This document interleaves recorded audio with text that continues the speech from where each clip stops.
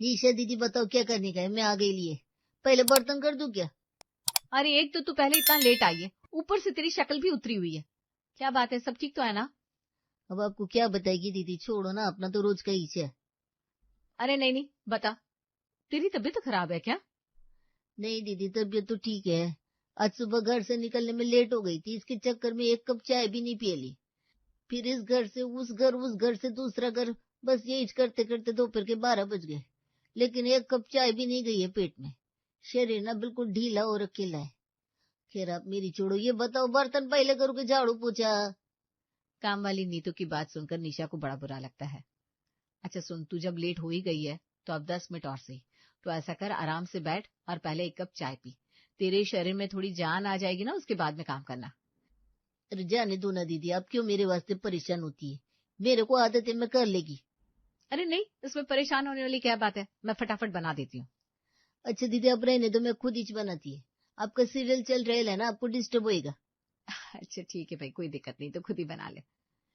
अभी आपने मेरे को बनाने के लिए बोला है ना चाय, तो मैं पहले ही बता रही है, मैं पानी वाली चाय नहीं पीती है। चाहे पूरा दिन में एक कप चाय पीगी, लेकिन पीती हूँ खालिस दूध वाली। अरे अच्छा बाबा, जा तू अपनी दूध वाली बना ले, मैं कुछ नहीं बोल रही। निशा की बात सुनकर काम वाली नीतू रसोई में जाकर एक बर्तन में चाय बनाने लगती है। 10 मिनट बाद नीतू चाय का ग्लास और प्लेट में बटर कुकीज लेकर हॉल में बैठी थी। दीदी चाय तो मैंने आपकी भी बना ली थी। फिर रसोई में देखा आपका चाय का कप रखेला है, तो मैं समझ गई अभी अभी आपने चाय पी के कप रखा है। इसलिए फिर पूरी चाय अपने गिलास में छान ली। खाली पेट चाय पीने से ना फिर मेरे को गैस हो जाएगी, तो पूरा दिन परेशानी होगी। तो मैंने ये 2-4 पार्ले जी भी निकाल लिया। कमाल करती है तू। ये बिस्किट तुझे पार्ले जी नजर आ रहे क्या? स्पेशल बटर कुकीज है ये। अब मैं तुझे पैसों के लिए ताना नहीं मार रही हूँ, लेकिन कहाँ 5 रुपए का पार्ले बिस्किट और कहाँ ये 100 रुपए वाला बिस्कुट का पैकेट। कम से कम इसे पार्ले जी बोलकर इसकी बेइज्जती तो मत कर। क्या बात कर रही ली दीदी? ये कम चीनी का नमकीन बिस्किट, इसके लिए 100 रुपया खर्च किया आपने? मैं तो 10 रुपया भी नहीं देगी इसका।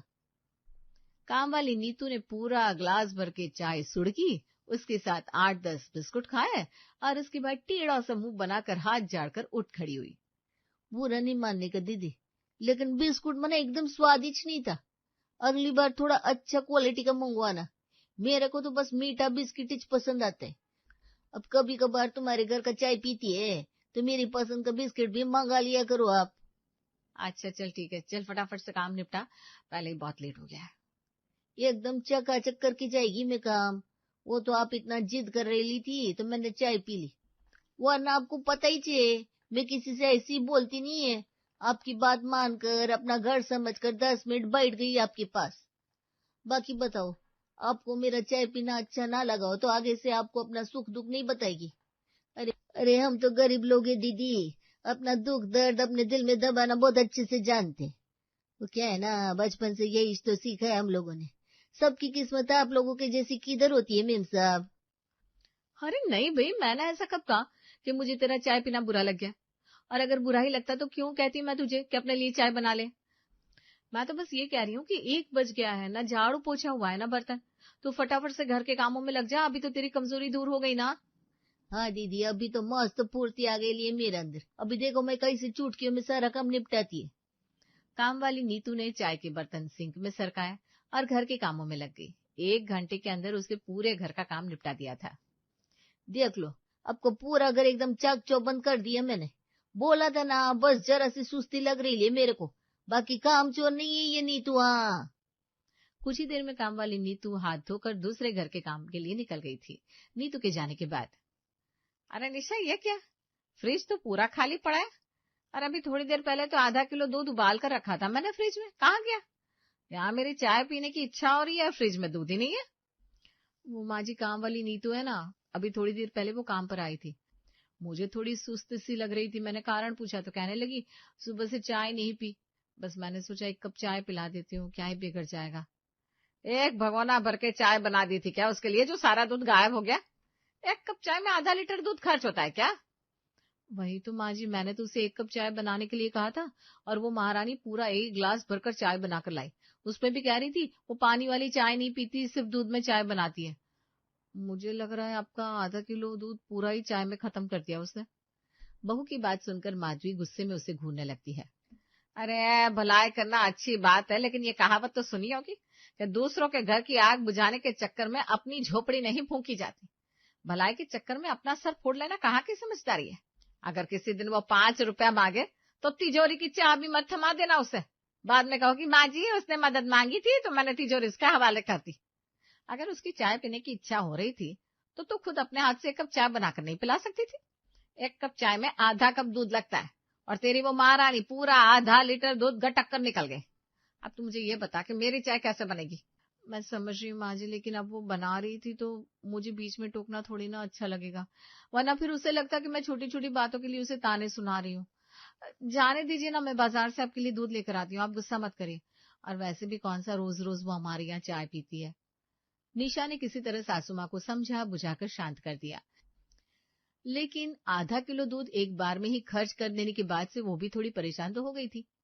लेकिन उसे अभी ये नहीं पता था कि उसने चोर के हाथ में खजाने की चाबी पकड़ा दी थी। अब ये खजाना लूटना तो तय है। अगले दिन, सॉरी भाभी, आज मैं फिर आपकी इधर आने में लेट हो गई। क्या कर रही हो आप? अरे भाई, तेरा तो सुबह का काम करने का समय नहीं हुआ और हम तो दोपहर का खाना लेकर बैठे हैं। तेरे इंतजार में बैठी रही ना तो मुझे दोपहर का खाना शाम को 4 बजे खाना पड़ेगा। जरूर घर पर खाने बैठ गई होगी तू। देखो भाभी, अब नाराज मत हुआ करो, आपके ऊपर ना गुस्सा बिल्कुल ही अच्छा नहीं लगता। अच्छा ये बताओ, खुशबू बड़ी अच्छी आ रही है, क्या बनाया आपने? आज मैंने आलू गोभी की सब्जी और पराठे बनाए। खाना समय पर खा रही ना, ये बात वाकई में बहुत अच्छी है, इससे सेहत दुरुस्त रहती है। और एक बात बताऊं आपको, आलू गोभी की सब्जी ना मेरी भी फेवरेट है। लेकिन अब क्या बताएं, हम तो सवेरे से 1 कप चाय पर ही इस घर से उस घर करते रहते हैं। देखते हैं कब 2 रोटी खाने को नसीब होती है। सच बताओ, आपकी आलू गोभी और पराठा देखकर ना मेरे भी भूख तेज हो गई लिए। अब काम वाली की चिकनी चुपड़ी बातें सुनकर निशा एक बार फिर उसके बहकावे में आ जाती है। अच्छा नीतू, तुझे भी भूख लगी है तो खा लेना, तेरा खाना लगा दूं? अब दीदी, आपके साथ में एक अलग ही लगाव है मेरे को, आपकी कई बात को मना नहीं कर पाती मैं। अच्छा ये वाली थाली मेरे को दे दो, आप अपनी दूसरी लगा लो, मैं फटाफट खा लेती है, उसके बाद सारा काम निपटा देगी। ठीक है, ये थाली तू ले ले, मैं दूसरी थाली लगा लेती हूँ। अरे दीदी, 2 रोटी में पेट नहीं भरेगा मेरा, और ऊपर से आपने सब्जी इतनी बढ़िया बनाई है। ऐसा करो 2-3 रोटी और दे दो, अब खाने को बैठी तो पेट भर के ही खा के जाऊंगी ना। अच्छा ठीक है, लाती हूँ। नीतू उंगलियां चाट चाट कर खाती जा रही थी और निशा एक एक करके रोटी देती जा रही थी। पूरी 6 रोटी खाने के बाद दीदी, मजा ही आ गया। अब एक बात बोलती है, अब बुरा नहीं मानने का। आपको पता है ना, मेरी फैमिली में सिर्फ मैं और मेरा मर्द ही है, 2 लोग। अभी मैंने आपके पास खाना खा लिया तो मेरे को ना आलस लग रहा है। अगर घर जाकर मैं खाना नहीं बनाएगी तो बिना बात मेरा मर्द हाथ छोड़ेगा मेरे पे। अब ऐसा करो ना, थोड़ा खाना पैक कर दो ना। वैसे भी इधर से काम करके घर जाने में 3 बज जाएगा मेरे को, फिर किधर घर जाकर खाना बनाने का टाइम मिलता है। अच्छा ठीक है, तू ले जा। घर का काम खत्म करने के बाद काम वाली नीतू पति के लिए भी टिफिन में रोटी सब्जी पैक करवा कर ले गई थी। 1 घंटे बाद निशा के बच्चे स्कूल से लौटते हैं। मम्मी बहुत भूख लगी है, जल्दी से खाना लगा दो। हाँ तुम लोग बैठो, मैं अभी तुम लोगों के लिए मैगी बना कर लाती हूँ। क्यों भाई, मैगी क्यों? खाना बनाया है ना तो पेट भर कर खिलाओ बच्चों को। रोटी सब्जी खिलाओ, इन सब चीजों से पेट भरता है क्या? वैसे तो खुद ही बाहर का खाना ना खाने के लिए ज्ञान देती रहती हो और अब खुद के बच्चों को मैगी खिलाने की बात कर रही हो। वो माँ जी, सब्जी रोटी खत्म हो गई इसलिए मैंने सोचा मैगी बना देती हूँ। हाँ, ऐसे कैसे खत्म हो गई? जब मैंने खाना बनाया तो बहुत सारा खाना बचा हुआ था, कहाँ गया सारा खाना? माँ जी, वो नीतू आई थी, कहने लगी सवेरे से कुछ खाया नहीं है और फिर गोभी उसकी बड़ी फेवरेट है। अब उसने कुछ ऐसी बात की तो मैं मना नहीं कर पाई और मैंने बचा हुआ सारा खाना नीतू को खिला दिया। हद होती है बहू, अरे रोज रोज का रवैया बना लिया है तुमने। उस दिन आधा किलो दूध उसे पिला दिया, आज पूरा खाना उसको खिला दिया। अकल है कि नहीं तुम में? माँ जी जाने दीजिए ना, मैं बच्चों के लिए मैगी बना देती हूँ, कभी कभी तो बच्चे ये सब खा ही सकते हैं ना। सास को गुस्से में घुरते देख निशा की सिट्टी पिट्टी गुम हो जाती है और वो रसोई की तरफ भाग लेती है। 2 दिन बाद शाम के समय, काकी, आज तो मैं बिल्कुल सही समय पर आ गई लिए, एकदम चाय का समय है। लाओ, पहले मैं आपकी चाय चढ़ा देती है, फिर बर्तन साफ करेगी। अरे लेकिन तू क्यों बनाएगी? मैं निशा को बोलती हूँ, वो बना देगी। क्यों काकी, काय को दीदी को परेशान करती है आप? अब चाय जैसे छोटे मोटे काम तो मैं कर ही सकती है। नीतू जाकर चाय चढ़ा देती है और बर्तन धोने लगती है। 15 मिनट बाद, अरे नीतू तू चाय बनाने गई थी, चाय नहीं बनी क्या अभी तक? अरे माफ करना अम्मा जी, वो क्या हुआ ना, मैंने चाय में गलती से चीनी डाल दी। अब आप चीनी वाली चाय पीते नहीं हो, तो फिर चाय छान कर मैं पी गई। मैंने बर्तन भी धोकर रख दिए है, अब मैं निकलती है। वो क्या है ना, मेरे को अभी 4 घर और भी जाने का बाकी है ना, लेट हो जाएगी मैं। इतना कहकर नीतू दन दनाते हुए घर से बाहर निकल जाती है। ये लो भाई, ये सही है, घर मेरा, गैस मेरी, दूध चीनी पत्ती सब मेरा, और उसकी चाय बनाकर ये महारानी गटक गई। जिसका घर है उसको चाय नहीं मिली और नौकरानी ठेंगा दिखाकर निकल गई। क्या हुआ माँ जी, सब ठीक तो है ना? आप परेशान दिखाई दे रही हैं। अरे बहू तो बाजार गई थी तो अब नीतू आई थी। और फिर सास माधवी बहू को सारी घटना सुनाती है। देखा माँ जी, मेरे साथ भी यही होता है। वो बड़ी चालाकी से अपना काम निकलवा लेती है और निकल जाती है, और हम चाह कर भी कुछ नहीं कह पाते। बहू, उसका तो कुछ और इलाज सोचना ही पड़ेगा, ऐसे काम नहीं चलेगा। 1 सप्ताह बाद, माँ जी आप कहीं जा रही हैं क्या? बेटा, आज हमारी किटी है ना, तो वहीं जा रही थी। क्या हुआ? माँ जी ये क्या साड़ी पहनी है आपने, बिल्कुल भी अच्छी नहीं लग रही। मुझे तो आपकी ये साड़ी कभी भी पसंद नहीं थी। आप ऐसा करिए, चेंज करके आइए इस साड़ी को। अच्छा चल ठीक है, दूसरी पहन लेती हूँ। बहू के कहने पर सास माधवी साड़ी बदल कर अपनी किटी में चली जाती है। 1 सप्ताह बाद, अरे बहू एक बात बता, ये मेरी पीली कॉटन की साड़ी कहीं रखी है क्या तूने? नहीं तो माँ जी। अरे मुझे आज पूजा में पीला पहन कर जाना है, आज थर्सडे है ना, लेकिन मिल ही नहीं रही।